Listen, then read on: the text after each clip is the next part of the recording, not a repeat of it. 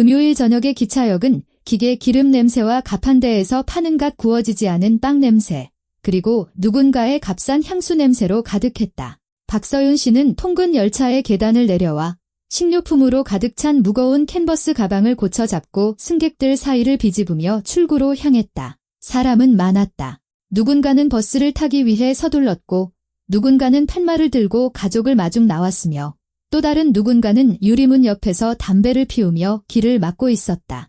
그녀는 거의 자동적으로 걷고 있었다. 이 길은 지난 3년간 매주 금요일마다 반복해서 걸었던 길이었다. 그리고 매번 느낌은 똑같았다. 다리의 피로감, 어깨의 묵직함, 그리고 집의 온기에 대한 막연한 기대감. 3년 전 서윤은 집에서 120km 떨어진 이웃 도시의 병원에 간호사로 취직했다. 그곳의 월급은 거의 2배나 많았다. 근무 교대도 안정적이었고 근무 환경도 더 나았다. 5일은 병원 기숙사에서 지내고 이틀은 집에서 가족과 함께 보내는 방식이었다. 그녀의 남편 김민주는 자동차 정비소에서 기술자로 일하고 있었고 좋은 자리를 그만둘 수 없었다. 그는 실력을 인정받았고 월급도 제때 나왔으며 고객도 많았다. 그들의 10살배기 아들 지훈은 동네 학교에 다니며 태권도 학원에 다녔고 동네 아이들과 어울려 놀았다. 온 가족이 이사하는 것은 아무 의미가 없었기에 서윤은 두세 개 사이를 오가는 시계추처럼 살았다. 병원의 야간 근무, 소독약 냄새와 환자들의 신음소리, 그리고 김치찌개 냄새가 나고 지훈이가 부엌 식탁에서 숙제를 하며 민준이 차고에서 무언가를 고치는 집의 안락함 사이에서 처음에는 힘들었다. 서윤은 아들이 그리워 매일 저녁 전화해서 밥은 먹었는지 숙제는 했는지 물었다. 민준은 초등학교 4학년 수학이 왜 필요한지 모르겠다며 투덜거리면서도 잘 해냈다. 하지만 점차 모두가 익숙해졌다. 금요일은 귀환의 날이 되었다. 서윤이 선물을 가져오고 아들을 껴안고 남편에게 입맞추며 이틀 동안 익숙한 일상에 빠져드는 날 위요리, 빨래, 청소, 그리고 온갖 시시콜콜한 대화들. 오늘 그녀는 지훈이에게 새 운동화를 사서 가는 길이었다. 아들은 인터넷에서 사진을 보여주며 반 아이들이 모두 이런 신발을 신는다며 그토록 사달라고 졸랐었다. 그리고 민준을 위해서는 동네에서는 팔지 않는 그가 가장 좋아하는 한우 특수 부위를 샀다. 가방에는 사과와 두부, 좋은 원두커피 한 봉지, 그리고 병원 근처 시장의 할머니에게서 산꿀 한 병도 들어있었다. 평범한 금요일, 평범한 장보기, 평범한 귀가. 서윤이 거의 출구에 다다랐을 때 길고 화려한 치마에 쇼를 두른 한 인형이 그녀 앞에 갑자기 나타났다. 점집 여자였다. 50살쯤 되어 보이는 장난기 어린 불꽃이 춤추는 듯한 검은 눈을 가진 여자였다. 손가락에는 육중한 반지가, 목에는 목걸이가, 귀에는 긴 귀걸이가 달려 있었다. 전국의 모든 역에서 지겹도록 봐온 전형적인 모습이었다. 아이고, 예쁜 아가씨, 젊게 한번 봐줄까? 그 여자는 의뢰하던 노래 같은 목소리로 시작하려다 말고 서윤의 얼굴을 뚫어지게 쳐다보더니 말을 멈췄다. 어라, 낯이 익은데 내가 매주 금요일마다 보는 얼굴이야? 점 같은 건 필요 없어요. 서윤은 퉁명스럽게 대답하고는 어깨에 가방을 고쳐매고 그녀를 비켜가려 했다. 하지만 여자는 옆으로 한 걸음 움직여 길을 막았다. 그녀의 목소리는 평소 역에서 듣던 가벼운 톤이 아니라 낮고 거의 진지한 톤으로 바뀌어 있었다. 남편한테 서둘러 가는 길이지? 서윤은 멈춰 섰다. 그 억양 속 무언가가 그녀를 경계하게 만들었다. 보통 이런 점쟁이들은 운명이나 애군, 저주 같은 이야기를 늘어놓기 마련인데 이 여자는 그저 눈을 들여다볼 뿐이었고 그 시선은 무언가를 요구하는 것이 아니라 거의 동정하는 듯한 이상한 눈빛이었다. 잠깐만 서봐. 여자는 시선을 떼지 않고 말을 이었다. 집에 가지 마. 남편한테 내일 도착한다고 말하고 내가 보여줄 게 있어? 지금 당장 보여줄게. 중요한 거야. 무슨 말도 안 되는 소리예요. 서윤은 얼굴을 찌푸리며 지나가려 했다. 저리 비켜요. 시간 없어요. 그녀는 한 걸음 앞으로 내디뎠지만 여자는 따뜻한 손바닥을 그녀의 팔에 얹었다. 그 손길은 예상외로 부드러웠고 거의 어머니의 손길 같았다. 그 남자가 하는 말 믿지 마. 아가씨, 그녀는 몸을 더 가까이 기울이며 나지막이 속삭였다. 농담 아니야? 내가 봐야 할 게 있어? 지금 너무 늦기 전에. 나중엔 늦어. 알겠어. 아주 늦는다고. 서윤의 뱃속에서 무언가 쿵 하고 내려앉았다. 소리를 지르고 이 성가신 여자를 저리 꺼지라고 욕하고 돌아서서 버스 정류장으로 가 마을버스에 올라 집으로 가고 싶었다. 집에 가서 지훈이를 껴안고 주전자에 물을 올리고 싶었다. 하지만 그녀는 대신 점쟁이의 검은 눈을 바라보며 그 자리에 얼어붙었다. 그 남자가 하는 말 믿지 말라는 말이 바로 이 순간까지 스스로도 존재를 몰랐던 아픈 곳을 찌르는 것 같았다. 지난 반년, 아니 어쩌면 1년 내내 민주는 어딘가 다른 사람이 된 것 같았다. 산만하고 거리를 두는 듯한 그는 긴급한 주문, 어려운 수리, 까다로운 고객을 핑계로 회사에 늦게까지 남아있는 일이 잦았다. 전화도 뜸해졌다. 금요일 저녁에 그녀가 집에 돌아오면 그는 어딘가 정중하게 그녀를 맞았다. 그래, 정중하게. 몇 달 동안 머릿속을 맴돌던 바로 그 단어였다. 15년을 함께 산 아내로서가 아니라 집에 찾아온 좋은 지인처럼. 예전에는 현관에서 그녀를 껴안고 입을 맞추고 가방을 들어 부엌으로 옮기며 교대 근무는 어땠는지, 피곤하지는 않은지, 병원에 새로운 소식은 없는지 물어보곤 했다. 이제는 고개를 끄덕이며 봤어? 들어와 왜라고 말하고는 다시 휴대폰이나 텔레비전으로 시선을 돌렸다. 서유는 이 모든 것을 피로 중년의 위기, 일상의 권태, 세월이 흐르면서 감정이 무뎌지는 것, 모두가 그렇게 산다는 것으로 치부했다. 그녀 자신도 따지고 들 기운이 없었다. 교대 근무는 너무 지쳐서 저녁이면 소파에 쓰러져 잠들기 일쑤였다. 토요일에는 빨래하고 요리하고 청소했다. 일요일에는 지훈이와 산책하고 숙제를 봐주고 간식을 구웠고 월요일 아침이면 다시 기차에 올라 떠났다. 갇힌 원처럼 삶은 정해진 궤도를 따라 흘러갔다. 하지만 지금 역 한가운데 서서 이 이상한 점쟁이의 말을 듣고 있자니 서유는 문득 이런 생각이 들었다. 만약 이유가 피로가 아니라면? 어쩌면 이유는 전혀 다른 것일지도 몰라. 뭘 보여주고 싶다는 거죠? 그녀는 자신의 목소리를 알아보지 못한 채 물었다. 목소리는 멀리서 들려오는 것처럼 둔탁했다. 점쟁이는 씩 웃었지만 그 웃음에는 악의가 아니라 씁쓸한 이해심이 담겨 있었다. 따라오면 알게 될 거야. 안 오면 그냥 지금처럼 사는 거지? 아무것도 모른 채 눈 감고 마음은 잠든 채로. 내 선택이야. 하지만 나라면 당장 남편에게 전화해서 늦는다고 말하겠어. 기차가 고장 났다거나 친구가 도와달라고 했다거나 아무거나 둘러대. 오늘 못 들어간다고만 해. 미친 짓이야. 서유는 생각했지만 손은 이미 주머니에서 휴대폰을 꺼내고 있었다. 그녀는 화면 잠금을 풀고 남편 연락처를 찾아 통화 버튼을 눌렀다. 신호음이 갔다. 2번, 3번, 4번. 서유는 심장이 점점 빨리 뛰는 것을 느꼈다. 마침내 그가 받았다. 목소리는 약간 불안해 보였다.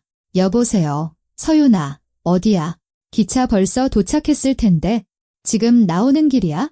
아니, 아직 도착 안 했어. 그녀는 거짓말이 너무 쉽게 나오는 것에 놀라며 말했다.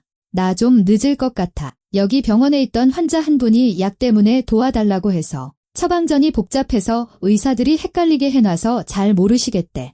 아마 내일 아침에나 들어갈 수 있을 것 같아. 지훈이 저녁 잘 챙겨 먹여. 알았어. 침묵. 너무 긴 침묵이었다. 서유는 등골이 서늘해지고 손가락이 휴대폰을 더욱 세게 움켜쥐는 것을 느꼈다. 아, 그럼 알았어. 마침내 민준이 말했고 그의 목소리에는 이상한 기운이 서려 있었다. 안도감. 그래, 분명 안도감이었다. 그럼 내일 봐. 지훈이한테는 말해둘게. 걱정 말고, 우린 괜찮아. 아, 걔 저녁 벌써 먹었어. 알았어. 내일 봐. 서유는 반복하고 통화 종료 버튼을 눌렀다. 그녀는 꺼진 화면을 바라보며 서 있었다. 안도감. 그는 그녀가 오지 않는다는 사실에 기뻐했다. 어떤 환자인지 묻지도 않았고 도와주겠다고 제안하지도 않았고 보고 싶다는 말도 하지 않았다. 그저 알았어. 내일 봐. 가 전부였다. 잘했어. 점쟁이가 고개를 끄덕였다. 이제 가자. 여기서 걸어서 10분도 안 걸려. 그들은 역을 나와 오른쪽으로 꺾어 철길에 거의 맞닿아 서 있는 낡은 5층짜리 빌라촌 쪽으로 향했다. 서유는 무언가 중요한 일이 벌어질 것 같은 예감에 불안해하며 뒤를 따랐다. 생각은 새장 속 카나리아처럼 머릿속을 어지럽게 맴돌았다. 함정일까? 이 여자가 나를 강탈하려는 걸까? 골목으로 유인해서 공범들이 기다리고 있는 건 아닐까? 아니면 무슨 사입이 종교 신자라서 이제 부적 같은 걸 팔려는 걸까? 하지만 이상하게도 두렵지는 않았다. 다만 가슴, 배, 팔다리를 채우며 점점 넓게 퍼져나가는 이상한 냉기만이 느껴질 뿐이었다. 이 지역의 거리는 좁고 집들은 70년대에 지어진 듯 낡았다. 외벽의 페인트는 세월에 발해 있었고 발코니는 잡동사니로 가득했으며 군데군데 창문이 판자로 막혀 있었다. 그들은 식료품점, 약국, 그리고 몇몇 10대들이 그네에 앉아 담배를 피우고 있는 놀이터를 지나쳤다. 아무도 그들에게 신경 쓰지 않았다. 마침내 점쟁이는 유난히 허름해 보이는 한 빌라 앞에 멈춰섰다. 회색 벽, 이가 빠진 계단, 입구 위에 비뚤어진 차양. 그녀는 공동 현관문을 밀었고 그들은 안으로 들어갔다. 눅눅하고 퀴퀴한 오래된 냄새가 났다. 벽에는 누군가 욕설을 휘갈겨 놓고 서툰 해골을 그려놓았다. 1층의 전구는 깜빡이며 벽에 흔들리는 그림자를 던졌다. 3층이야. 점쟁이가 뒤를 돌아보며 조용히 말했다. 307호 조용히 올라가. 발소리 내지 말고. 그들은 계단을 오르기 시작했다. 서유는 심장이 쿵쿵 울리는 소리를 들었다. 모루를 내리치는 망치처럼 크고 무겁게. 2층의 한 집에서는 텔레비전 소리가 들려왔다. 누군가 드라마를 보고 있었다. 3층은 조용했다. 점쟁이는 갈색 페인트가 벗겨진 문 앞에 멈춰 서서 손가락으로 그 문을 가리켰다. 문패에는 307분이라고 쓰여 있었다. 여기야. 그녀는 서윤의 눈을 들여다보며 속삭였다. 내 남편, 지금 저 안에 있어? 네. 서윤은 자신의 귀를 믿을 수 없었다. 목소리가 너무 크게 나와서 사례가 들렸다. 무슨 남편이요? 제정신이에요. 우리 남편은 집에 있어요. 그는 쉬디 점쟁이는 손가락을 입술에 대며 그녀의 말을 끊었다. 소리 지르지 마. 확인하고 싶어. 저기 계단참 모퉁이 뒤에 숨어서 기다려봐. 곧 내 눈으로 직접 보게 될 거야. 난 거짓말 안 해. 서유는 돌아서서 가버리고 싶었다. 이 모든 것은 터무니없는 헛소리, 미친 장난이었다. 민준이 여기 있을 리가 없었다. 그는 집에 있었다. 금요일에는 항상 집에 있었다. 그는 그녀를 기다리고 있었다. 하지만 다리가 말을 듣지 않았다. 마치 남의 다리인 양, 그녀를 계단참의 어두운 구석, 4층으로 올라가는 콘크리트 벽 뒤로 이끌었다. 서유는 차가운 벽에 등을 기대고 숨을 죽였다. 점쟁이는 나타났을 때처럼 소리 없이 사라졌다. 1분이 흘렀다. 2분, 5분. 서유는 어둠 속에 서서 어딘가에서 물방울이 떨어지는 소리, 아래층에서 현관문이 닫히는 소리를 들었다. 그녀가 막 나가려던 참이었다.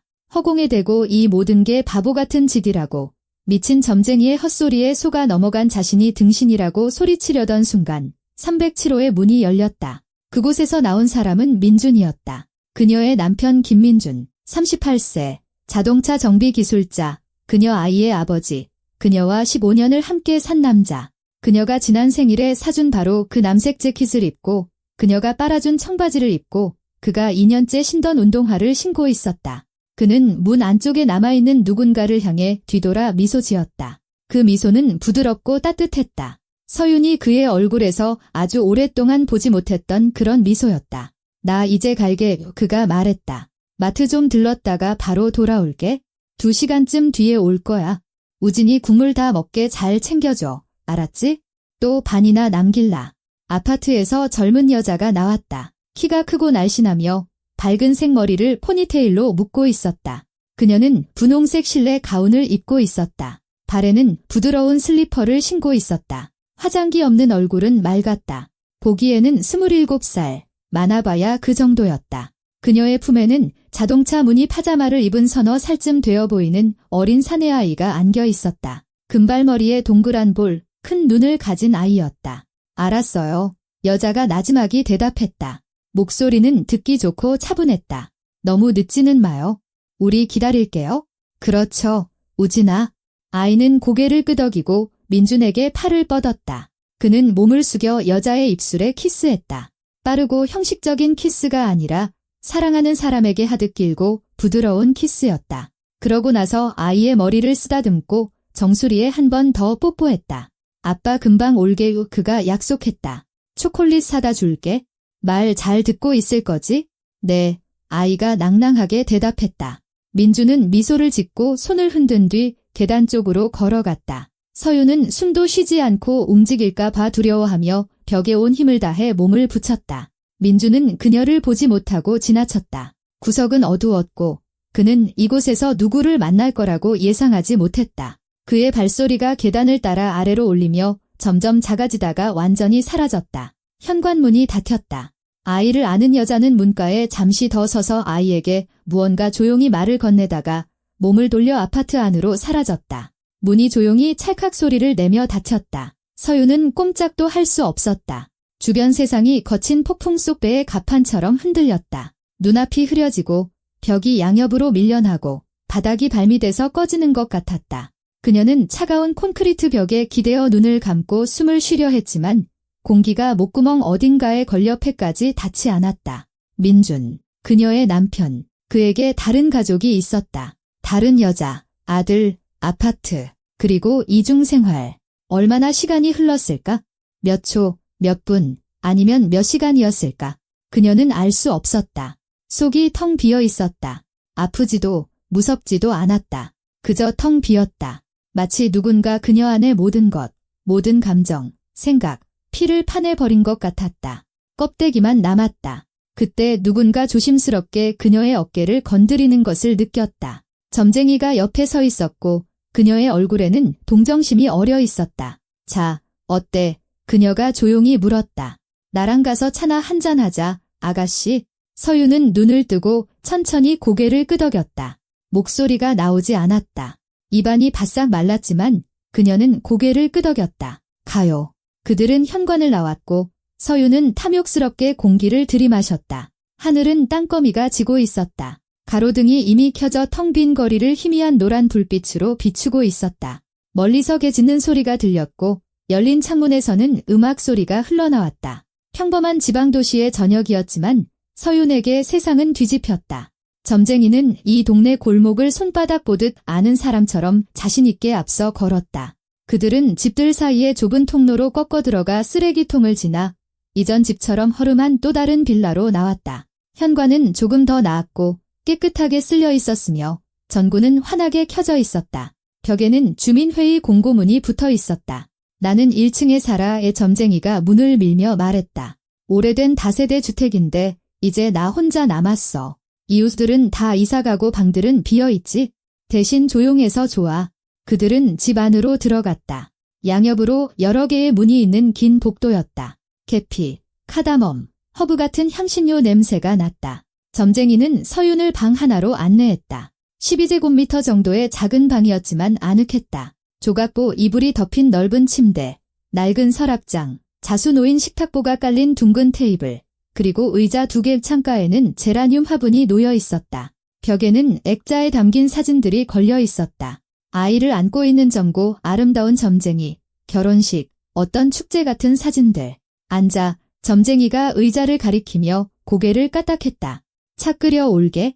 정신 좀 차려야지. 서윤은 가방을 손에서 놓지 않은 채 의자에 주저앉았다. 그녀는 여전히 방금 일어난 일을 믿을 수 없었다. 헛것을 본 걸까? 민준이 아니라 그와 아주 닮은 사람이었을까? 하지만 아니었다. 재킷, 목소리, 말하는 방식, 몸짓. 그건 그녀의 남편이었다. 점쟁이는 테이블 위에 찻잔 2개를 놓고 찬장에서 찻주전자를 꺼내 깡통에서 무언가를 덜어넣고 끓는 물을 부었다. 향이 더욱 진해졌다. 박하, 백리향, 그리고 무언가 낯선 향기. 내 이름은 자현이야. 그녀가 맞은편에 앉으며 말했다. 오해는 마, 난 무슨 신통한 점쟁이 같은 게 아니야. 그냥 겉모습일 뿐이지. 관광객들이 좋아하고 돈도 주니까. 난 그냥 관찰력이 좋을 뿐이야.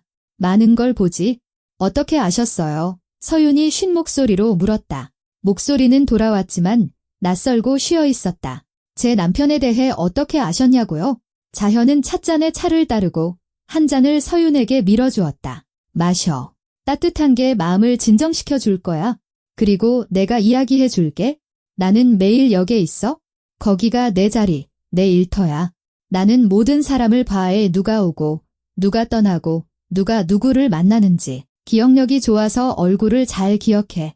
그래서 너도 기억했지? 3년 전쯤부터 내가 다니기 시작했어. 매주 금요일 저녁에 와서 그 무거운 가방을 들고 출구로 달려가잖아. 서두르면서. 얼굴은 피곤하지만 기뻐 보였어. 집으로 가는 길이니까. 서윤은 찻잔을 들고 한 모금 마셨다. 차는 진하고 달콤하며 뜨거웠다. 온기가 가슴으로 퍼지면서 목에 걸린 덩어리가 조금 풀렸다. 그러다가 자현이 말을 이었다. 8달 전인가 9달 전인가 한 남자를 주목하게 됐어. 저녁에 역에 와서 아이를 데리고 있는 젊고 하얀 여자를 만나더라고. 껴안고 입 맞추고 아이를 번쩍 들어 안아주고 아주 행복해 보였어. 처음에는 그냥 평범한 가족, 남편이 아내를 마중 나온 거라고 생각했지. 그런데 자세히 보니 그 남자가 낯이 익은 거야. 전에 본 적이 있었어. 그리고 기억해냈지? 그 남자는 너랑 몇 번 같이 있었어. 오래전, 2에서 3년 전에 내가 혼자가 아니라 그 남자가 널 마중 나왔던 적이 몇 번 있었지. 내 남편. 서유는 손으로 찻잔을 꽉 쥐었다. 나는 유심히 지켜보기 시작했어. 자현이 계속했다. 그는 일주일에 2~3번 역에 왔어. 그 여자를 만나거나 배웅하거나 가끔 아이랑 같이 와서 아이스크림을 사주고 짐수레에 태워주기도 했지. 아이는 웃음을 터뜨렸어. 그러고 나서 그들은 저쪽 빌라촌 쪽으로 사라졌어. 그리고 너는 계속 금요일마다 왔지? 혼자서 서두르고 달려가고 내 얼굴은 점점 더 슬퍼졌어. 나는 그런 걸 잘 봐. 여자가 불행할 때, 무언가 잘못되었을 때를 왜 진작 말해주지 않았어요? 서윤이 물었고 목소리에는 분노가 서렸다. 왜 침묵하셨어요? 자현은 어깨를 으쓱했다. 누가 내 말을 믿었겠어? 내가 1달 전에 너한테 가서 내 남편이 바람 피운다. 그에게는 다른 가정이 있다고 말했다면? 넌 어떻게 했을까? 저리 꺼지라고 욕하고 미친 여자라고 불렀겠지? 그랬어도 당연해. 사람들은 말을 믿지 않아? 눈을 믿지? 그래서 보여주기로 결심한 거야? 오늘 내 남편이 낮에 그 아파트로 들어가는 걸 봤어. 저녁에도 거기 있을 거고 너는 올 거라는 걸 알았지? 그래서 때가 됐다고 생각했어? 서유는 차를 다 마시고 찻잔을 테이블에 내려놓았다. 손이 떨렸다. 안에서부터 둔탁하고 짓누르는 마치 가슴에 무거운 돌을 얹은 듯한 고통이 서서히 깨어나고 있었다. 얼마나 된 거죠? 그녀가 물었다. 그 여자랑 얼마나 된 거예요? 정확히는 몰라. 자현이 인정했다. 내가 그들을 본 건 8달, 9달 정도 됐어. 하지만 그전부터 시작되었을 수도 있지. 내가 못 봤거나 아니면 여기 아닌 다른 곳에서 만났거나 8개월, 거의 1년. 거의 1년 동안 민주는 이중 생활을 해왔다. 서유는 8개월 전에 무엇이 변했는지 기억해내려 애썼다. 딱히 특별한 건 없었다. 다만 그가 일이 많다며 늦게 들어오는 일이 잦아졌을 뿐의 금요일에 버스 정류장으로 그녀를 마중 나오는 일도 그만뒀다. 예전에는 항상 와서 가방을 들어주고 나란히 걸었는데 이제는 혼자 집에 왔다. 그는 피곤해서 지훈이 저녁을 차려줘야 해서 그렇다고 설명했다. 그녀는 믿었다. 그 여자는 누구예요? 서윤이 물었다. 아세요? 몰라. 자현이 고개를 저었다. 여기랑 그 집에서만 봤어. 젊고 예쁘고 아이가 있다는 것 그 이상은 나도 몰라. 서윤은 눈을 감았다. 눈앞에 다시 그 장면이 떠올랐다. 민준이 그 여자를 입맞추고 아이의 머리를 쓰다듬으며 아빠 금방 올게 라고 말하는 모습. 아빠. 그는 그 아이에게 자신을 아빠라고 칭했다. 그들 사이에 아이가 그녀는 겨우 말을 쥐어짰다. 모르지. 자현이 반복했다. 그녀의 첫 결혼에서 낳은 아이일 수도 있고 둘의 아이일 수도 있고 아이는 서너 살, 많아봐야 그 정도야.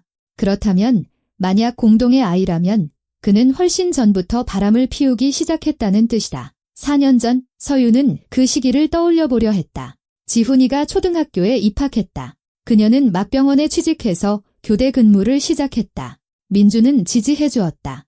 잘 해낼 수 있다고, 돈이 필요하다고, 모든 게 잘 될 거라고 말했다. 그러면서 알고 보니 그는 이미 다른 여자를 만나고 있었다. 전 이제 어떻게 해야 하죠? 서윤이 자현을 바라보며 물었다. 이제 뭘 해야 하죠? 자현은 그녀에게 차를 더 따라주고 설탕을 넣었다. 우선 마셔. 진정하고. 그러고 나서 결정해. 선택지는 많아. 지금 당장 거기로 가서 문을 두드리고 난리를 칠 수도 있고 남편에게 전화해서 소리를 지를 수도 있지. 아니면 집에 돌아가서 아무것도 모르는 척하고 계속 살 수도 있고 짐을 싸서 떠날 수도 있어. 이혼할 수도 있고 용서할 수도 있지. 내 인생이야. 내 선택이고. 용서 못해요. 서윤이 단호하게 말했다. 그럼 용서하지 마. 자현이 고개를 끄덕였다. 하지만 어떻게 행동할지는 생각해봐. 사람들은 홧김에 어리석은 짓을 하고 나중에 후회하거든. 서윤은 찻잔을 두 손으로 감싼 채 말없이 앉아 있었다. 생각들이 머릿속에서 서로 부딪히며 산산조각 났다. 지금 당장 거기로 가서 문을 두드리고 쳐들어가서 히스테리를 부릴 수 있었다. 하지만 그게 무슨 소용이 있을까? 민주는 변명하고 거짓말하고 빠져나가려 할 것이다. 그 여자는 겁을 먹고 아이와 함께 방에 틀어박힐 것이다. 이웃들이 소리를 듣고 몰려들 것이고 그러고 나면 그녀는 떠나고 그는 그 여자와 그 아이와 함께 남을 것이다. 아니, 그건 안 된다. 민준에게 전화해서 모든 것을 안다고 말할 수도 있었다. 하지만 그러면 그에게 시간을 주는 셈이다. 변명거리를 만들고 증거를 없애고 대비할 시간을, 그녀를 비난할 시간을, 그녀가 집을 비워서 관심을 주지 않아서 이를 위해 가족을 버렸기 때문에 자기가 그런 거라고. 아니, 그것도 안 된다. 그녀에게는 시간이 필요했다. 준비할 시간, 정보를 모을 시간, 무슨 일이 벌어지고 있는지 이해할 시간. 민준이 그녀가 안다는 사실을 모르는 동안 그녀에게는 우위가 있었다. 조용하고 신중하고 계획적으로 행동할 수 있었다. 오늘은 아무것도 안 할 거예요. 서윤이 천천히 말했다. 아무것도. 그는 내가 모든 걸 안다는 걸 알아서는 안 돼요. 아직은요. 자현이 찬성하듯 고개를 끄덕였다. 똑똑하네. 차가운 머리가 최고의 무기야. 남자들은 감정적으로 굴다가 지고 여자들은 냉철한 계산으로 이기지. 그 여자에 대해 알아내야겠어요. 서윤이 말을 이었고 가슴속에서는 차갑고 단단한 얼음 같은 분노가 타올랐다. 그 여자가 누군지, 어디서 왔는지, 민준과 무슨 관계인지, 자기가 그의 유일한 여자라고 생각하는지, 그에게 가정이 있다는 걸 아는지. 그거 좋은 생각이야. 자현이 동의했다. 정보가 힘이지. 정보를 모으면 다음에 어떻게 행동할지 알게 될 거야. 오늘 밤은 어디서 묵어야 할까요? 서윤이 물었다. 집에는 못 가겠어요. 그의 얼굴을 볼 자신이 없어요. 역 근처에 여관이 있어 자현이 알려주었다. 비싸지 않아.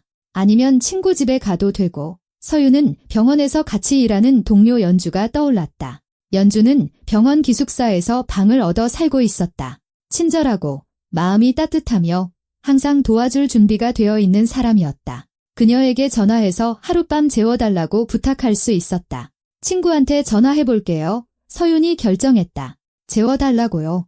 그거 좋네. 자현이 고개를 끄덕였다. 그리고 내일부터 정리해나가. 서두르지 마. 조급함은 진실의 적이야. 서윤은 휴대폰을 꺼내 연주의 번호를 눌렀다. 그녀는 바로 받았다. 서윤 언니, 안녕하세요. 집에 도착했어요. 아니, 서윤이 말했다. 내가 지금 너한테 가도 될까? 하룻밤만 자게 해줘. 정말 급한 일이야. 물론이죠. 와요. 연주가 기쁘게 말했다. 오랜만에 수다나 떨어요. 고마워. 30분 뒤에 갈게. 서윤은 휴대폰을 내려놓고 자현을 바라보았다. 보여주셔서, 침묵하지 않아주셔서 감사해요. 천만에, 아가씨. 자현이 손을 흔들었다. 여자는 서로 도와야지. 남자들은 거짓말을 해. 그게 그들의 본성이야. 우리가 할 일은 진실을 찾고 정의를 바로 세우는 거지. 중요한 건 기죽지 않는 거야. 넌 강해. 눈을 보면 알아. 해낼 수 있을 거야. 서윤은 일어서서 가방을 들었다. 해낼 거예요. 그녀는 반복했고 스스로 그 말을 믿었다. 그녀는 자현의 집을 나와 거리로 내려가 휴대폰을 꺼내 택시를 불렀다. 차를 기다리는 동안 가로등 아래 서서 어둠을 바라보았다. 머릿속에서는 이미 계획이 세워지고 있었다. 내일 그녀는 행동을 시작할 것이다. 조용히, 신중하게, 무자비하게. 민주는 자신이 가장 똑똑하고 모두를 교묘하게 속이고 있으며 서윤은 그의 모든 말을 믿는 순진하고 어리석은 바보라고 생각할 것이다. 착각이다. 택시는 5분 뒤에 도착했다. 서윤은 뒷좌석에 앉아 병원 기숙사 주소를 말했다. 운전사는 고개를 끄덕이고 출발했다. 길을 가는 동안 그녀는 창밖을 보았다. 도시가 스쳐 지나갔다. 상점들, 정류장들, 잠든 골목들. 여기서 몇 블록 떨어진 어딘가에서 민주는 남의 집에 앉아 남의 여자를 껴안고 남의 아이에게 동화책을 읽어주며 자신을 아빠라고 부르고 사랑해라고 말하고 있을 것이다. 미래를 계획하고 있을 것이다. 그리고 그들의 집에는 지훈이가 혼자 앉아 있었다. 그녀의 아들, 아버지를 사랑하고 믿고 자랑스러워하는 10살짜리 소년. 아버지가 배신자라는 사실을 모르는 소년. 서윤의 가슴이 미어졌다. 아니, 지훈이는 상처받아서는 안 된다. 그는 아무 잘못이 없다. 무슨 일이 있어도 지훈이는 그녀와 함께 있을 것이고 행복할 것이다. 차는 기숙사 앞에 멈췄다. 서윤은 돈을 내고 내려서 3층으로 올라가 연주의 방문을 두드렸다. 들어와요. 연주는 미소 지으며 문을 열었지만 서윤의 얼굴을 보고는 미소가 사라졌다. 언니, 무슨 일이에요? 얼굴이 새하얘요. 서윤은 문턱을 넘어 문을 닫았다. 그러자 갑자기 속에서 무언가 무너지는 것을 느꼈다. 저녁 내내 그녀를 지탱해주던 힘이 갑자기 고갈되었다. 다리가 후들거렸다. 그녀는 의자에 주저앉아 두 손으로 얼굴을 감쌌다. 언니 연주가 옆에 앉아 그녀의 어깨를 감쌌다. 무슨 일이에요? 말해봐요. 민준 씨, 서윤은 목에 걸린 덩어리를 뚫고 겨우 말을 쥐어짰다. 그 사람 다른 여자랑 아이가 있어? 다른 가정이 오늘 내가 내 눈으로 직접 봤어. 연주는 숨을 헉 들이마셨다. 세상에 확실해요. 확실해. 서윤이 고개를 끄덕이고 고개를 들었다. 눈물은 없었다. 다만 눈에 마르고 타는 듯한 고통만이 있었다. 그가 그들을 입맞추는 걸, 자신을 아빠라고 부르는 걸 봤어. 모든 걸 다 봤어. 쓰레기. 연주가 쉭 소리를 냈다. 어떻게 그럴 수가 있어? 쉽게. 서윤이 씁쓸하게 웃었다. 아주 쉽게. 나는 일하고 돈 벌고 아들을 키웠는데 그는 자기 인생을 따로 꾸리고 있었던 거야. 나 없는 새로운 인생을. 이제 어떻게 할 거예요? 연주가 그녀의 눈을 들여다보며 물었다. 서윤은 등을 곧게 펴고 손으로 얼굴을 닦았다. 싸울 거야. 그녀가 단호하게 말했다. 그냥 포기하지 않을 거야? 그는 내가 약하고 침묵하고 참을 거라고 생각하겠지? 착각이야. 나는 그 여자에 대해, 그들에 대해, 그가 만든 그 인생에 대해 모든 것을 알아낼 거야. 증거를 모아서 그가 내 세상을 무너뜨린 것처럼 그의 세상을 무너뜨릴 거야. 연주는 그녀의 손을 꼭 쥐었다. 제가 도울게요. 제가 할 수 있는 건 뭐든지 도울게요. 언니는 혼자가 아니에요. 고마워. 서윤이 감사하게 고개를 끄덕였다. 정말로 도움이 필요해. 내일부터 행동을 시작할 거야. 그들은 말없이 앉아 있었다. 창밖에서는 바람이 불고 나뭇잎이 스치는 소리가 들렸다. 도시는 잠들고 있었지만 서윤의 마음속에서는 결심이 불타오르고 있었다. 차갑고 단단하며 흔들림 없는 결심. 전쟁은 시작되었고 그녀는 이길 작정이었다. 토요일 아침 서윤은 연주의 방 소파 끝에 앉아 진한 커피 한 잔을 손에 든 채 맞았다. 잠을 설쳤다.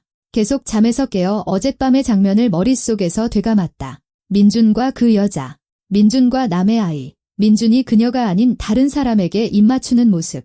연주는 아침 7시에 열쇠와 메모를 남기고 교대 근무를 하러 나갔다. 언제든 돌아와요.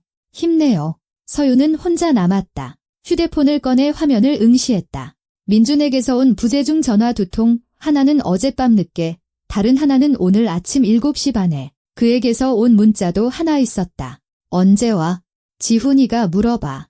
지훈이, 그녀의 아들. 서윤은 아들의 번호를 눌렀다. 그는 잠결인 목소리로 바로 받았다. 엄마.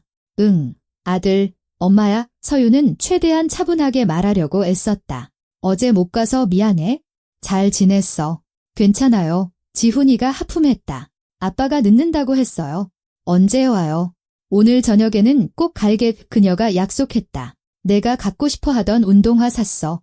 와, 고마워요. 엄마. 아들의 목소리가 밝아졌다. 아빠는 그거 사려면 일주일 더 기다려야 한다고 했는데. 기다릴 필요 없어. 서윤은 마음이 무거웠지만 미소 지었다. 엄마가 이미 샀어. 자, 이제 아침 먹으러 가. 저녁에 보자. 사랑해. 나도 사랑해요. 엄마. 그녀는 전화를 끊고 깊은 한숨을 내쉬었다. 지훈이는 상처받아서는 안 된다. 그게 가장 중요했다. 앞으로 무슨 일이 일어나든 아들은 그녀와 함께 있을 것이고 이 모든 더러운 일로부터 보호받을 것이다. 서윤은 휴대폰 브라우저를 열고 주소를 검색창에 입력했다. 역절로 17번지 307호 지도에서 그 집을 찾아 이미지를 확대했다. 평범하고 눈에 띄지 않는 빌라였다. 그러고 나서 소셜미디어에 들어가 주소와 호수로 검색을 시작했다. 아무것도 나오지 않았다. 그녀는 다른 방법을 시도했다. 검색창에 민준의 이름을 입력하고 그의 친구 목록을 훑어보았다. 80명 정도의 동료, 오렌지인, 친척들이 있었다.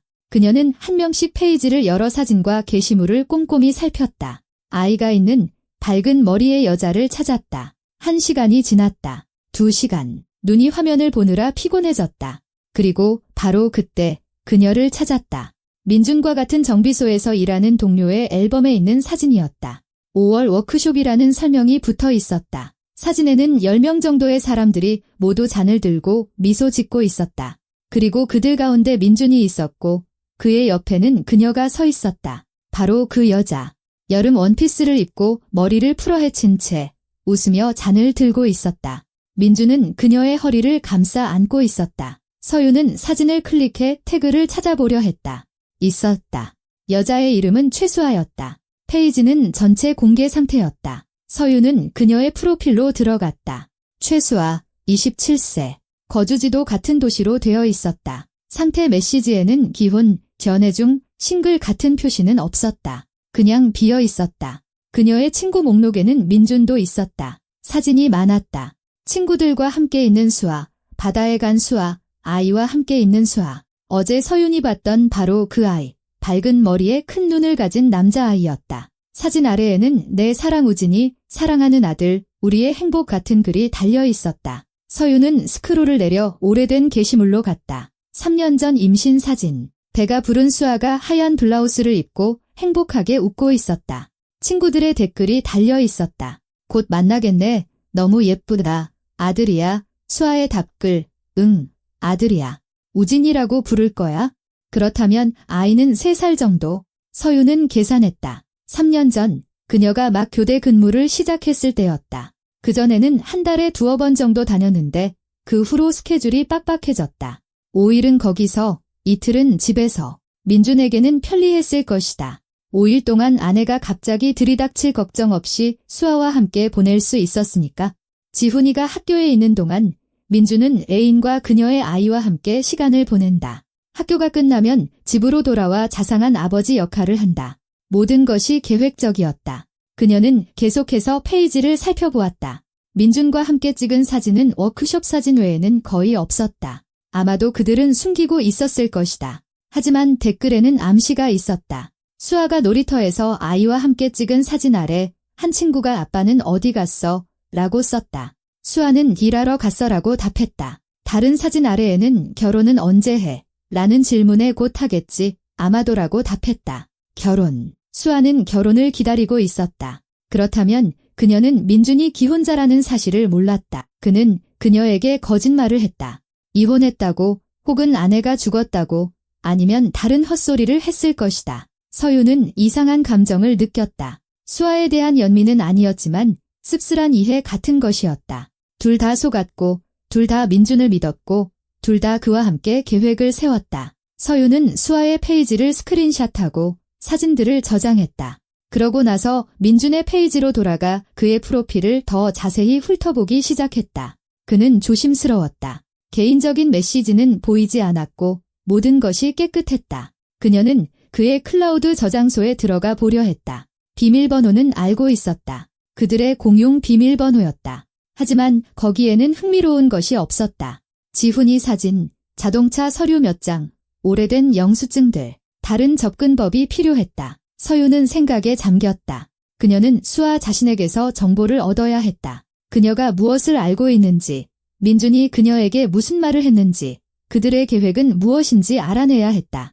그리고 가장 좋은 방법은 그녀와 직접 대화하는 것이었다. 물론 자신의 이름으로는 아니었다. 서유는 소셜미디어에 가짜 계정을 만들었다. 이름은 김은영으로 하고 인터넷에서 찾은 미소 짓는 중년 여성의 사진을 프로필 사진으로 올렸다. 프로필을 채웠다. 도시, 나이, 관심사, 아이들 사진도 몇 장 추가했다. 물론 그것도 공개된 출처에서 다운로드한 남의 사진이었다. 그럴듯해 보였다. 그러고 나서 수아에게 메시지를 보냈다. 안녕하세요. 저는 14번 초등학교 학부모회 소속 김은영이라고 합니다. 저희가 저희 지역 미취학 아동 어머니들을 대상으로 설문조사를 진행하고 있는데요. 학교 준비를 위한 추가적인 특별 활동이나 수업에 대한 수요 정보를 수집하고 있습니다. 자녀분이 곧 초등학교에 입학할 텐데 몇 가지 질문에 답해 주실 수 있을까요? 5분 정도밖에 안 걸립니다. 위험했지만 서유는 수아가 넘어오기를 바랐다. 아이가 서너 살이라면 실제로 근처 학교에 갈 것이다. 시기적절한 주제였다. 답장은 20분 뒤에 왔다. 안녕하세요. 네, 우진이 3년 뒤에 학교 가요. 기꺼이 답변해 드릴게요. 어떤 질문인가요? 서유는 안도의 한숨을 내쉬었다. 통했다. 그녀는 재빨리 타자를 쳤다. 정말 감사합니다. 첫 번째 질문입니다. 아드님을 주소지 배정 학교에 보낼 계획이신가요? 아니면 다른 선택지도 고려하고 계신가요? 두 번째, 어떤 추가 수업에 관심이 있으신가요? 영어, 수학, 창의 활동 등. 그리고 세 번째, 평일 오후나 주말 중 언제가 더 편하신가요? 수아는 거의 즉시 답했다. 당연히 주소지 배정 학교요. 저희가 14번 초등학교 바로 근처에 살거든요. 거기로 갈 거예요. 영어랑 수학에 관심이 있어요. 수업은 평일이 더 좋아요. 남편이 늦게까지 일해서 주말은 온 가족이 함께 보내고 싶거든요. 남편. 수아는 민준을 남편이라고 불렀다. 서유는 이를 악물었다. 그는 정말로 자신이 싱글인 척하고 있었다. 그녀는 썼다. 알겠습니다. 감사합니다. 그런데 남편분도 학교 준비 문제에 관심이 많으신가요? 아니면 주로 어머니께서 책임지고 계신가요? 침묵. 수아는 오랫동안 타자를 쳤다. 마침내 답장이 왔다. 저희 같이 해요. 남편은 정말 책임감 있는 아빠라서 항상 육아에 참여해요. 물론 일을 많이 해서 시간이 항상 충분하지는 않지만 노력하죠. 사실 저희 곧 정식으로 혼인신고할 계획이에요. 그냥 계속 미뤄지고 있어서요. 그 사람 일이 있거나 제가 일이 있거나. 하지만 우진이가 학교 가기 전에는 꼭 결혼할 거예요. 아이에게 완전한 가정을 만들어주고 싶거든요. 완전한 가정. 우진이는 완전한 가정을 갖게 되고 지훈이는 파괴된 가정을. 서유는 속에서 분노가 치밀어 오르는 것을 느꼈다. 차갑고 단단한 분노. 그녀는 썼다. 정말 멋지네요. 그렇게 조화로운 부부는 드문데 행복을 빌어요. 마지막 질문입니다.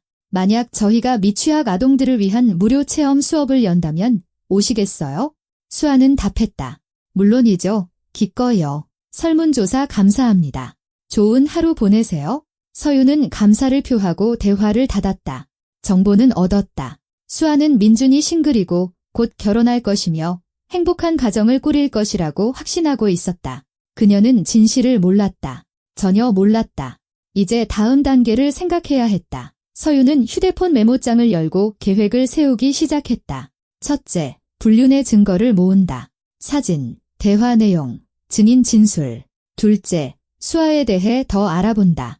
어디서 일하는지, 어떻게 사는지, 친척은 있는지. 셋째, 변호사와 상담한다.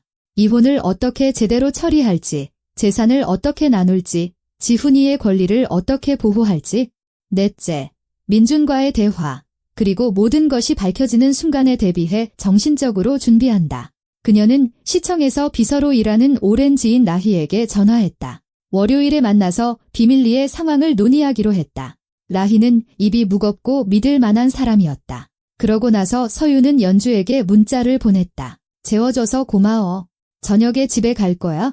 그 사람이 아무것도 의심하지 않도록 태연하게 행동해야 해. 정보 수집 시작했어. 나중에 자세히 말해줄게. 연주가 답했다. 힘내, 친구. 넌 강하잖아. 다 잘 될 거야. 오후에 서유는 마트에 들러 연주를 위해 식료품을 샀다. 그녀는 피곤하게 돌아올 테니 먹을 것이 있으면 기분 좋을 것이다. 그러고 나서 짐을 챙기고 휴대폰을 확인했다. 집으로 갈 시간이었다.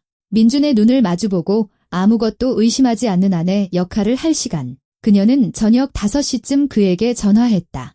여보, 나 지금 출발해. 8시쯤 도착할 거야.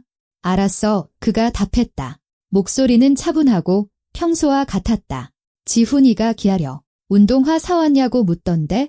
응, 가져가. 서윤이 확인했다. 별일 없었어. 응, 괜찮아. 지훈이 숙제 다 하고 지금 놀고 있어? 내가 저녁으로 제육볶음 해놨어. 잘했네. 그녀는 목소리가 떨리지 않게 칭찬했다. 그럼 이따 봐. 이따 봐. 그녀는 전화를 끊고 거울 속 자신을 보았다. 창백한 얼굴, 긴장된 시선. 민준이 아무것도 의심하지 않도록 자신을 추슬러야 했다. 서유는 세수를 하고 가볍게 화장을 하고 머리를 빗었다. 이게 더 낫다. 이제 가도 된다. 그녀는 집까지 택시를 불렀다. 40분 정도 걸렸다. 가는 내내 서유는 머릿속으로 대화를 연습했다. 어떻게 미소 지을까? 무슨 말을 할까? 어떻게 자연스럽게 행동할까? 감정을 보여서는 안 된다. 민준에게 그녀가 무언가 안다는 의심의 여지를 주어서는 안 된다. 택시는 그들의 아파트 앞에 멈췄다. 도시 외곽에 있는 평범한 9층짜리 아파트였다. 서유는 내려서 4층으로 올라가 열쇠를 꺼냈다. 깊은 숨을 들이쉬고 내쉬었다. 그녀는 문을 열고 들어섰다. 엄마. 지훈이가 방에서 뛰쳐나와 그녀를 껴안았다. 오셨어요. 운동화는요? 여기. 서유는 가방에서 상자를 꺼내 아들에게 건넸다. 신어봐. 지훈은 기뻐서 소리치며 상자를 들고 방으로 달려갔다. 서유는 재킷을 벗어 옷걸이에 걸었다. 부엌에서 민준이 나왔다. 평범하고 지겹도록 익숙한 모습. 약간 헝클어진 검은 머리, 회색 눈, 턱에 약간 거뭇한 수염. 그가 미소 지었다. 왔어. 어떻게 왔어? 응, 괜찮았어. 서윤이 대답하고 억지로 미소를 지었다. 피곤하네. 그렇겠지. 이틀 연속 교대 근무했으니 그가 고개를 끄덕였다. 자, 앉아. 저녁 먹자. 그들은 부엌으로 갔다. 지훈은 이미 새 운동화를 신고 식탁에 앉아 만족스럽고 행복한 표정을 짓고 있었다. 민주는 접시에 제육볶음을 담고 식탁에 밥과 반찬을 놓았다. 평범한 가족의 저녁 식사. 마치 아무 일도 없었던 것처럼. 마치 그에게 다른 여자, 다른 아이, 다른 인생이 없는 것처럼. 서유는 지훈이가 학교 이야기, 친구 이야기, 수학 시험 이야기를 하는 것을 들으며 말없이 밥을 먹었다. 민주는 맞장구를 치고 농담을 하고 질문을 했다. 완벽한 아버지, 완벽한 남편, 완벽한 거짓말쟁이. 저녁 식사 후 지훈이는 방으로 들어가 컴퓨터를 켰다. 서유는 민준과 함께 부엌에 남았다. 그는 설거지를 했고 그녀는 그릇을 닦았다. 둘 다 말이 없었다. 마침내 그가 물었다. 당신 좀 이상한데? 괜찮아. 서유는 움찔했지만 재빨리 평정심을 되찾았다. 그냥 피곤해서 그래? 근무가 힘들었어. 환자도 많았고 쌓였던 연차도 좀 썼고. 그렇구나. 그가 고개를 끄덕였다. 그럼 가서 쉬어. 내가 마무리할게. 고마워. 그녀는 행주를 내려놓고 부엌을 나갔다. 침실에서 서유는 문을 닫고 침대에 누워 천장을 응시했다. 심장이 두근거리고 손이 떨렸다. 그렇게 20분쯤 누워있다가 진정되었다. 그러고 나서 휴대폰을 꺼내 메모를 열고 계획에 추가했다. 월요일, 변호사 미팅. 화요일, 수아에게서 더 많은 세부 사항을 알아내려 시도. 수요일, 민준의 동료들과 이야기해서 그들이 아는 것을 알아내기. 계획은 점점 커져갔다. 게임은 이제 막 시작되었고 서윤은 끝까지 갈 준비가 되어 있었다. 월요일은 서윤이 가장 먼저 일어나는 것으로 시작되었다. 창밖에서는 도시가 깨어나고 있었다. 그녀는 민준을 깨우지 않으려 조용히 일어나 옷을 입고 침실을 나섰다. 지훈이는 아직 자고 있었다. 학교 갈 시간까지는 여유가 있었다. 서윤은 커피를 내리고 부엌 식탁에 앉아 휴대폰을 열었다. 어제 일요일은 고통스러웠다. 그녀는 평범한 아내 역할을 했다. 요리하고 청소하고 지훈이 숙제를 봐주고 민준 옆에서 텔레비전을 보았다. 그는 평소처럼 행동했다. 뉴스를 읽고 차고에서 무언가를 만지작거리고 일 때문에 누군가와 통화했다. 얼굴에는 죄책감의 그림자 하나 없었다. 비밀이 있다는 암시조차 없었다. 서유는 몇 번이나 소리를 지르고 그에게 무언가를 던지고 설명을 요구하고 싶은 충동을 느꼈지만 꾹 참았다. 계획이 감정보다 중요했다. 오늘 그녀는 변호사 라희와 만나기로 했다. 오후 1시에 법원 근처 카페에서 보기로 했다. 서유는 아침에 병원에 검사를 받으러 가야 한다고 둘러대고 시내로 나갈 생각이었다. 민주는 확인하지 않을 것이다. 하지만 그 전에 해야 할 일이 있었다. 그녀는 김은영의 가짜 계정을 열고 수아에게 메시지를 보냈다. 좋은 아침입니다. 또 연락드려 죄송합니다. 이번 주 토요일에 정원로에 있는 어린이 센터에서 미취학 아동 부모님들을 위한 모임을 열자는 아이디어가 나왔습니다. 14번 초등학교 관계자분들도 오실 예정이고요. 심리학자가 아이들의 초등학교 입학 준비에 대해 강연할 예정입니다. 입장료는 무료입니다. 오시겠어요? 오전 11시에 시작합니다. 답장은 30분 뒤에 왔다. 좋은 아침이에요. 초대해 주셔서 감사합니다. 생각해 볼게요. 아마 갈 것 같아요. 남편도 같이 가도 되나요? 아니면 엄마들만 참석하는 건가요? 서윤이 타자를 쳤다. 물론 아버님들도 환영입니다. 부모님이 많이 오실수록 좋습니다. 오시기로 결정하시면 저에게 알려주세요. 명단에 추가해 놓겠습니다. 수아는 이모티콘과 함께 생각해 보겠다고 답했다. 서윤은 안도의 한숨을 내쉬었다. 토요일, 만약 수아가 온다면 만남을 주선할 수 있다. 하지만 그러기 위해서는 모든 것을 세세하게 계획해야 했다. 7시 반에 지훈이가 일어났다. 서윤은 아침을 차려주고 학교에 데려다 주었다.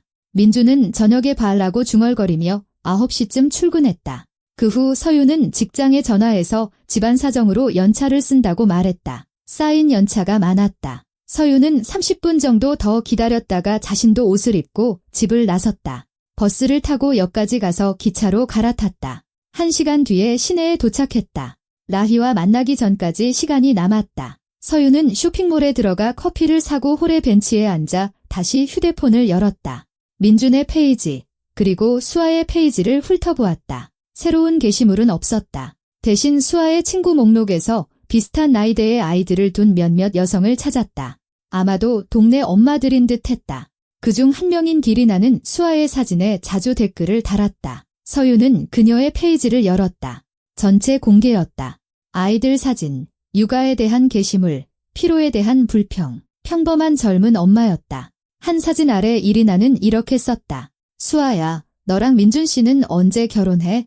우진이한테는 안정이 필요하잖아. 수아는 답했다. 곧 할 거야, 이리나. 그 사람이 올해 안에는 다 정리하겠다고 약속했어. 그냥 지금 이전 결혼 서류 문제로 좀 골치 아픈가 봐. 관료주의 때문에 늦어지고 있지만 우린 잘 해낼 거야. 이전 결혼 서류 문제. 서윤은 쓴웃음을 지었다. 민주는 거짓말에 거짓말을 덧붙이고 있었다. 그는 수아에게 이혼했지만 서류 정리가 아직 안 됐다고 말한 것이다. 전형적인 수법이었다. 그리고 수아는 믿었다. 서윤은 그 대화를 스크린샷하고 스크롤을 더 내렸다. 2달 전에 달린 다른 친구의 댓글이 있었다. 수아야, 근데 민준 씨는 왜 너희랑 계속 같이 안 살아? 맨날 너희 집에 있다가 다른 데 갔다가 좀 이상하지 않아? 수아는 답했다. 그 사람 일이 그래, 레나야? 야간 근무도 있고 출장도 있고 게다가 전처랑 아들한테도 신경 써줘야 하거든. 양육비도 보내주고 가끔 주말에 아들을 데려오기도 해. 어쨌든 아빠는 이혼했어도 아이 인생에 참여해야 하잖아. 난 그 점을 존중해. 양육비, 주말에 아들을 데려온다고. 서윤은 그의 거짓말에 대한 새로운 세부 사항들을 알아냈다. 민주는 지훈이를 알리바이로 이용하고 있었다. 수아에게는 전처와 아들을 만나러 간다고 말하고 실제로는 진짜 가족이 기다리는 집으로 돌아왔던 것이다. 모든 것이 계획적이었다. 모든 흔적을 다 덮어두었다. 그녀는 이 스크린샷도 저장했다. 증거는 점점 쌓여가고 있었다. 오후 1시, 서윤은 작은 카페에서 라희를 만났다. 라희는 45세 정도의 짧은 머리를 한 엄격해 보이는 여성이었다. 그들은 차를 시키고 구석 자리에 앉았다. 얘기해봐. 라희가 메모장을 꺼내며 말했다. 무슨 일이야? 서윤은 간략하게 상황을 설명했다. 남편의 이중생활, 다른 여자, 아이, 거짓말. 라희는 가끔 고개를 끄덕이며 말없이 들었다. 알겠어? 서윤이 말을 마치자 그녀가 말했다. 전형적인 이야기네. 이런 사건 수십 건은 봤어. 그래서 결과적으로 원하는 게 뭐야? 이혼이요. 서윤이 단호하게 답했다. 재산 분할은 동등하게, 가능하다면 제게 더 유리하게. 지훈이는 제가 키울 거예요. 양육비도요. 그리고 민준이 저를 속이거나 빈털터리로 만들지 못하게 하고 싶어요. 라희가 받아 적었다. 좋아. 첫째, 불륜의 증거가 필요해. 사진, 영상, 증인, 소셜미디어 대화 내용도 좋지만 더 확실한 게 있으면 좋아. 사설 탐정을 고용해서 그가 애인을 방문하는 걸 기록하게 할 수도 있어. 둘째, 재산 목록. 너희가 가진 모든 것의 목록을 만들어. 아파트, 자동차, 은행 계좌, 귀중품. 셋째, 서류를 모아. 혼인관계 증명서, 아들 출생 증명서, 재산 관련 서류. 넷째, 내 개인 은행 계좌를 열어. 없다면 말이야. 그리고 그가 접근할 수 없도록 따로 돈을 모으기 시작해. 서윤은 기억하며 고개를 끄덕였다. 그가 무언가 손쓸 틈도 없이 이혼 소송을 제기하려면 어떻게 해야 하죠? 가장 좋은 건 빠르고 예상치 못하게 행동하는 거야. 라희가 설명했다. 모든 서류를 모아서 법원에 소장을 제출하고 동시에 재산 분할 청구 소송도 제기하는 거지. 그는 소환장을 받고 출석해야 할 거야. 만약 돈을 숨기거나 재산을 팔려고 하면 그건 위법이고 법원에서 그걸 고려할 거야. 중요한 건 단호하게 행동하고 그에게 술수를 부릴 시간을 주지 않는 거야. 만약 제가 먼저 공개적으로 망신을 준다면요? 서윤이 물었다. 그를 애인이랑 마주치게 해서 그녀가 진실을 알게 하고 둘 다에게서 체면을 잃게 하는 거죠. 라희가 씩 웃었다. 그건 내 권리야? 법적으로는 아무 소용없지만 도덕적으로는 만족스러울 수 있지. 다만 그가 아무것도 바꿀 수 없도록 서류를 제출한 후에 그렇게 해봐야겠어?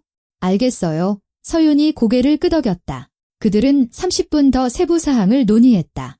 라희는 믿을 만한 탐정의 연락처를 주었고 어떤 서류를 먼저 모아야 하는지 설명했으며 발생할 수 있는 문제들에 대해 이야기해 주었다. 만남이 끝났을 때 서윤은 더 자신감이 생겼다. 계획이 명확한 윤곽을 잡아가고 있었다. 저녁에 그녀는 집으로 돌아왔다. 민주는 소파에 앉아 축구를 보고 있었다. 지훈이는 식탁에서 숙제를 하고 있었다. 어땠어? 민준이 화면에서 눈을 떼지 않고 물었다. 괜찮았어. 서윤이 거짓말했다. 별일 없었어. 다행이네. 그가 고개를 끄덕였다. 그녀는 침실로 들어가 문을 닫고 휴대폰을 꺼내 라희가 준 탐정에게 전화했다. 내일 만나서 감시 세부 사항을 논의하기로 했다. 그러고 나서 가짜 계정을 열고 수아에게 썼다. 수아 씨, 좋은 저녁입니다. 토요일 모임에 대해 결정하셨나요? 자료를 준비해야 해서 정확한 참가 인원을 알아야 하거든요. 답장은 10분 뒤에 왔다. 좋은 저녁이에요. 네, 저 갈게요. 남편은 토요일에 일이 있어서 못 올 것 같아요. 하지만 저랑 우진이는 꼭 갈게요. 신경 써주셔서 감사합니다. 서윤은 미소 지었다. 그렇다면 민주는 토요일에 길이 있을 것이다. 흥미롭네. 그녀는 썼다. 알겠습니다. 토요일 오전 11시에 기다리겠습니다. 주소는 중앙로 8번지 햇살 덜이니 센터입니다. 입장료는 무료입니다. 그럼 그때 뵙겠습니다. 수아는 하트 이모티콘을 보냈다. 서윤은 휴대폰을 닫고 생각에 잠겼다. 토요일, 어린이 센터. 다음 날인 화요일, 서윤은 탐정을 만났다. 빅토르라는 이름의 50대 남성이었고 경험이 많고 과묵했다. 그녀는 그에게 민준과 수아의 사진을 보여주고 역전로에 있는 아파트 주소를 주었다. 빅토르는 수요일부터 감시를 시작해서 금요일까지 사진과 영상이 담긴 보고서를 제출하겠다고 약속했다. 비용은 저렴하지 않았지만 서윤은 지불할 준비가 되어 있었다. 그녀에게는 따로 모아둔 비상금이 있었다. 수요일과 목요일은 긴장된 기다림 속에서 보냈다. 민주는 평소처럼 행동했다. 일하고 집에 와서 저녁 먹고 텔레비전을 보고 가끔 정비소에 일이 많다며 늦게 들어왔다. 서윤은 질문하지 않고 고개를 끄덕였다. 그녀는 그가 직장에 있지 않다는 것을 알았다. 그가 어디로, 누구에게 가는지 알았다. 금요일 저녁, 빅토르가 보고서를 보내왔다. 사진과 짧은 영상이 담긴 파일들이었다. 민준이 수요일 저녁 7시쯤 역전로에 그 집에 들어가는 모습, 밤 10시에 나오는 모습, 목요일도 마찬가지였다. 영상에는 그가 문과에서 수아에게 입맞추고 아이를 안아드는 모습이 담겨 있었다. 모든 것이 기록되었다. 반박할 수 없는 증거였다. 서윤은 파일들을 USB에 저장하고 사진 몇 장을 인쇄했다. 그러고 나서 라희에게 전화했다. 증거가 있어요. 이혼 소송 제기할 준비 됐어요. 좋아, 라희가 답했다. 월요일에 서류 가지고 와. 이 소장 제출하자. 망신 주는 건 언제 할지 생각했어? 토요일에요. 서윤이 단호하게 말했다. 바로 내일요. 그녀는 전화를 끊고 준비를 시작했다. 내일, 수아는 부모님 모임을 기대하며 어린이 센터에 올 것이다. 하지만 대신 그녀는 서윤과 민준을 만나게 될 것이다. 모두 함께, 한 장소에서. 마지막 장면, 서윤은 민준에게 문자를 보냈다. 내일 오전 11시에 만나야 해. 지훈이 미래에 대한 중요한 심리 상담이 있어. 정월로 8번지 어린이 센터로 와. 아이 학업에 관한 거야? 민준은 답했다. 알았어. 갈게. 그러고 나서 그녀는 김은영의 이름으로 수아에게 썼다. 수아 씨, 약간의 변경 사항이 있습니다. 모임 형식이 약간 바뀌어서 이제 심리학자와의 개별 상담으로 진행될 예정입니다. 오전 11시 정각에 와주시길 부탁드립니다. 양해 부탁드립니다. 수아는 답했다. 알겠습니다. 문제 없어요. 모든 준비는 끝났다. 서유는 늦게 잠자리에 들었다. 어둠 속에서 옆에서 숨쉬는 민준의 소리를 들으며 누워 있었다. 내일 그의 세계는 무너질 것이다. 내일 그는 자신이 졌다는 것을 깨달을 것이고 그것은 공정할 것이다. 토요일 아침은 맑고 쌀쌀했다. 서유는 일찍 일어나 준비하고 지훈이를 아들의 반친구 엄마인 이웃에게 맡겼다. 급한 일이 있다고 말했다.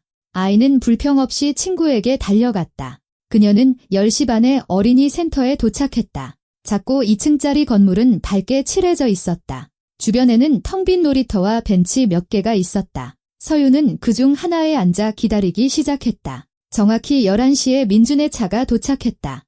그는 내려서 주위를 둘러보고 그녀를 발견하고는 벤치로 다가왔다. 서유나, 왜 이렇게 일찍 왔어?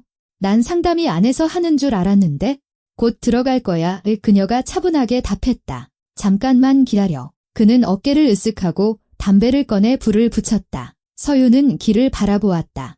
그리고 몇 분 뒤 수아가 나타났다. 그녀는 우진이의 손을 잡고 걸어오고 있었다. 아이는 밝은색 재킷을 입고 손에는 장난감 자동차를 들고 있었다. 수아는 미소 지으며 센터로 다가왔다.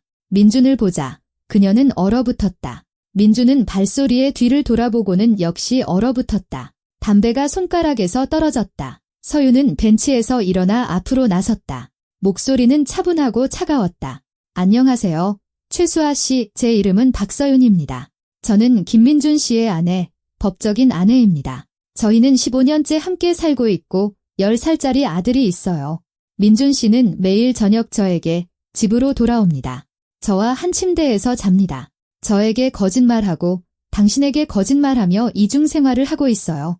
수아는 창백해졌다. 우진이는 겁에 질려 그녀의 다리에 매달렸다.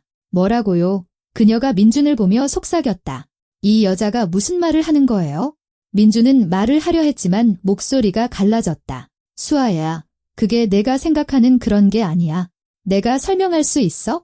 설명. 서유는 가방에서 서류철을 꺼내 수아에게 건넸다. 여기 서류예요. 혼인관계 증명서, 우리 가족 사진들, 대화 내용들. 이건 사설 탐정 보고서예요. 당신을 방문한 날짜들이 적혀 있죠. 민준 씨, 이건 당신이 그녀와 그녀의 아이에게 입맞추는 사진이고요. 모든 게 여기 있어요. 아무 설명도 필요 없어요. 사실이 모든 걸 말해주니까. 수아는 떨리는 손으로 서류철을 받아 열었다. 그녀의 얼굴은 공포로 일그러졌다. 눈물이 뺨을 타고 흘러내렸다. 당신 결혼했다고. 그녀가 겨우 말을 쥐어짰다.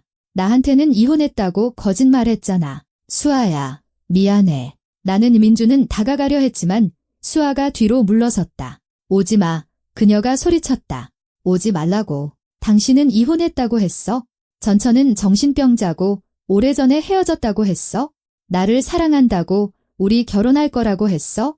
전부 거짓말이었어. 전부는 아니야. 나는 정말로 민준은 무슨 말을 해야 할지 몰라 말을 더듬었다. 전부 거짓말이야. 서윤이 단호하게 말했다. 한마디 한마디가 다 그는 당신을 이용했어.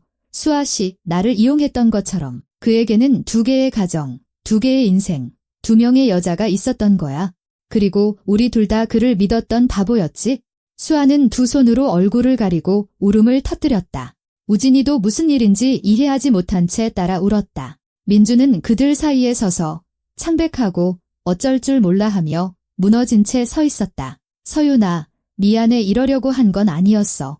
그냥 일이 통제 불능이 됐어. 닥쳐. 서윤이 그의 말을 끊었다. 입 다물어. 당신은 더 이상 아무 말도 할 자격이 없어. 월요일에 이혼 소송 제기할 거야. 재산 분할은 법정에서 할 거고. 지훈이는 내가 키울 거야. 당신은 양육비를 내야 할 거고. 그리고 다시는, 들었어?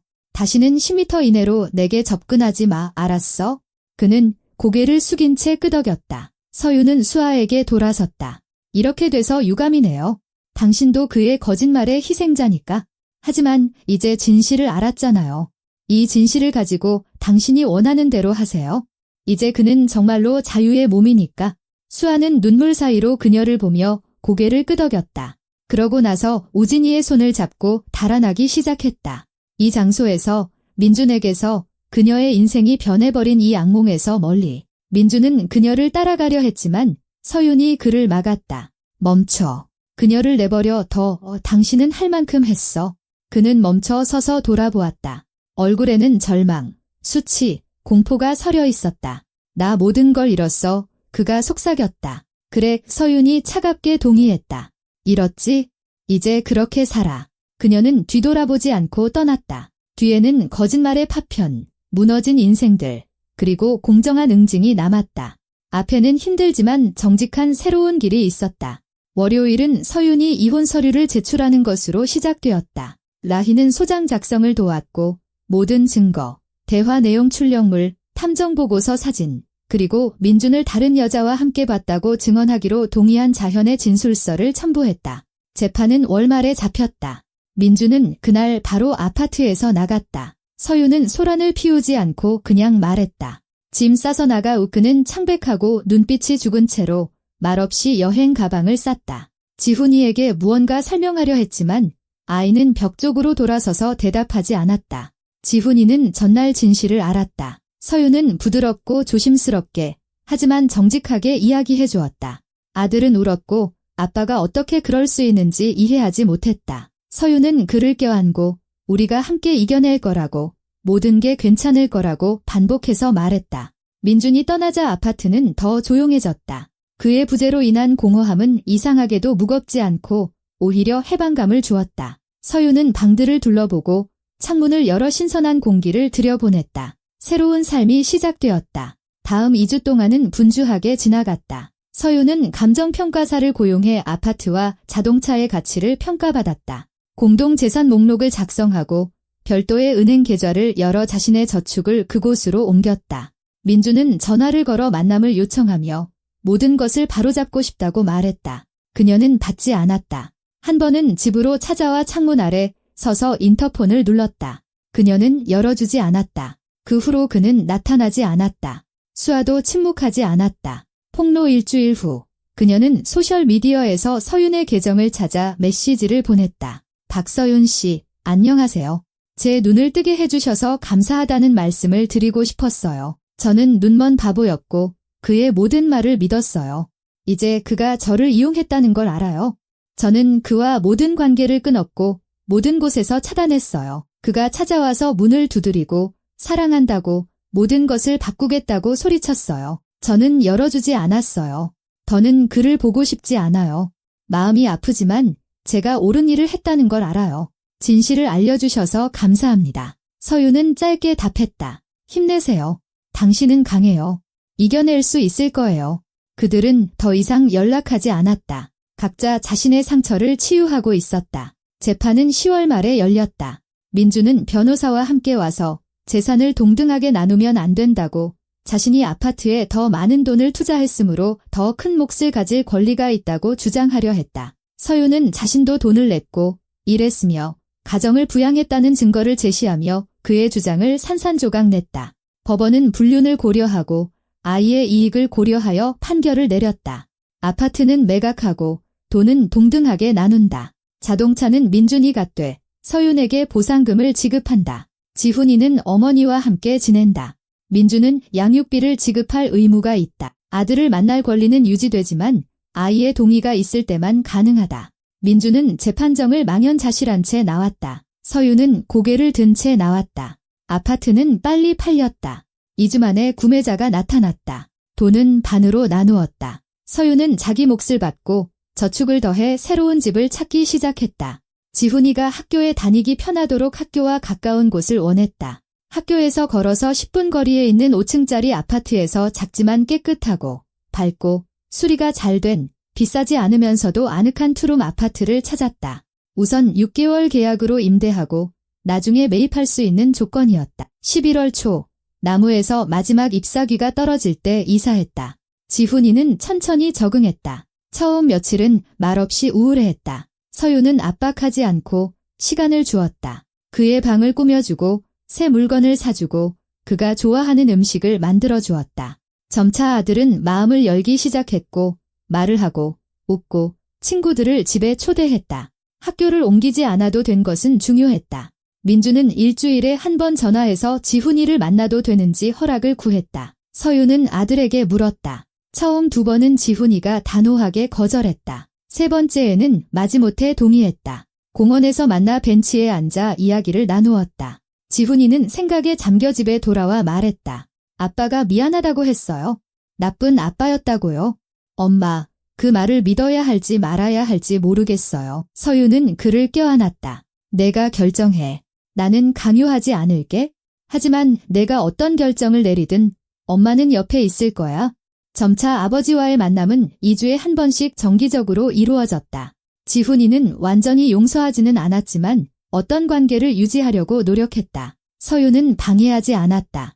그녀의 임무는 아이를 통해 민준에게 복수하는 것이 아니라 아들이 건강하고 행복한 사람으로 성장하도록 돕는 것이었다. 서윤 자신도 변하고 있었다. 그녀는 집 근처의 병원에서 교대 근무 없이 정규 시간제로 일하는 평범한 간호사로 일했다.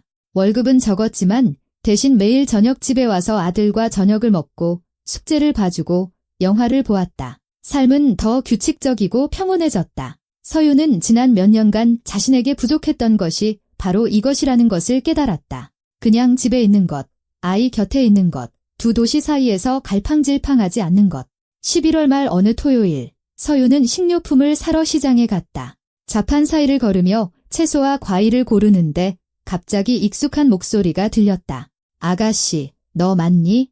돌아보니 모든 일의 시작이었던 점쟁이 자현이 약초 가판대 옆에 서서 넓고 친절하게 미소 짓고 있었다. 자현 씨, 서윤이 반가워했다.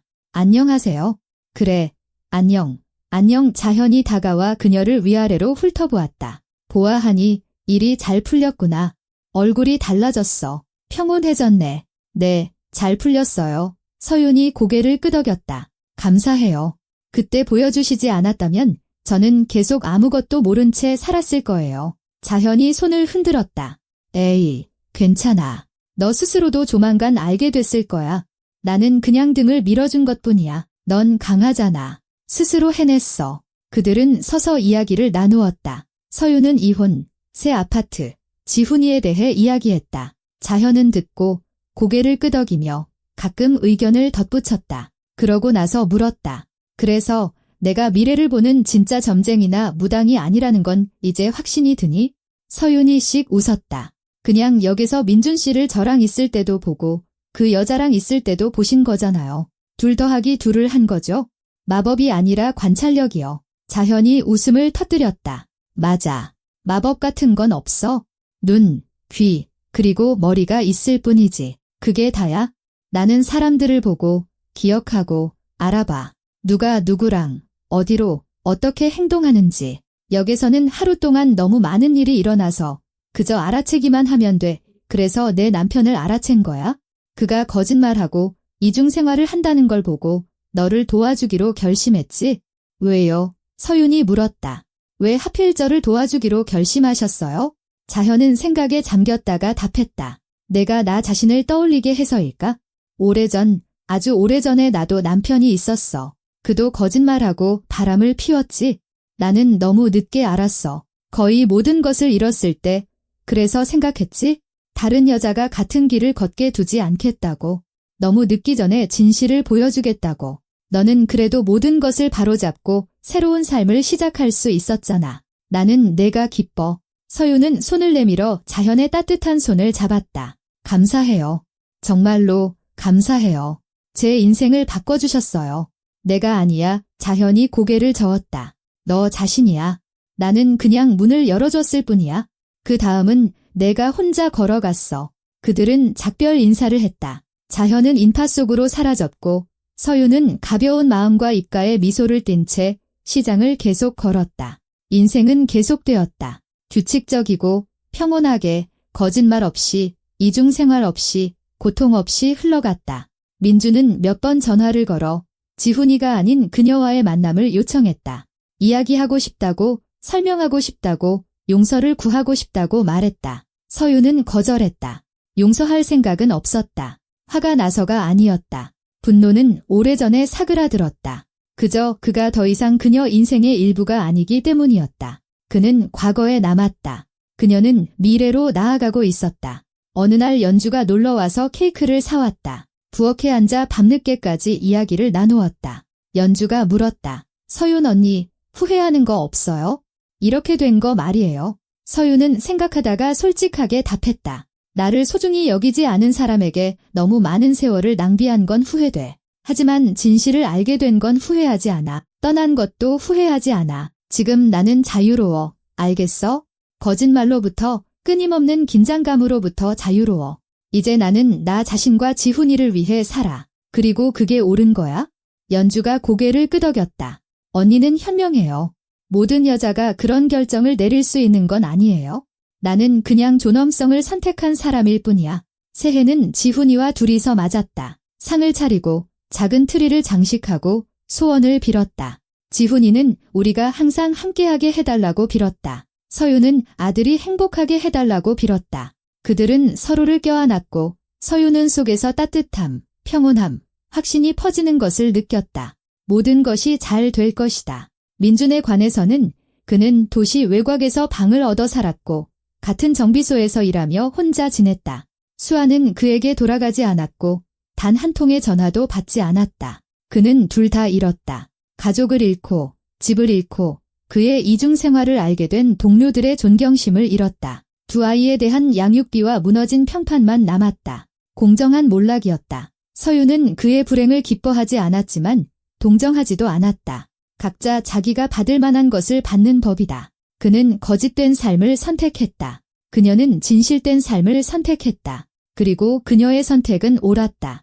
봄, 서윤이 지훈이와 함께 강변을 산책할 때 햇살은 밝게 빛났고 공기는 신선함, 강물, 그리고 새로운 삶의 냄새로 가득했다.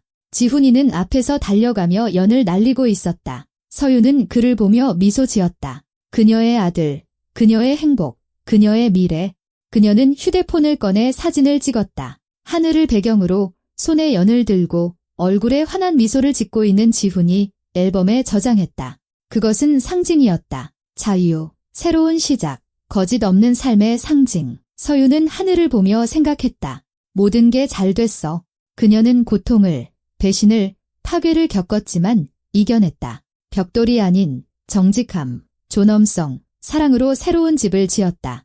그리고 이 집은 다른 어떤 집보다도 견고했다.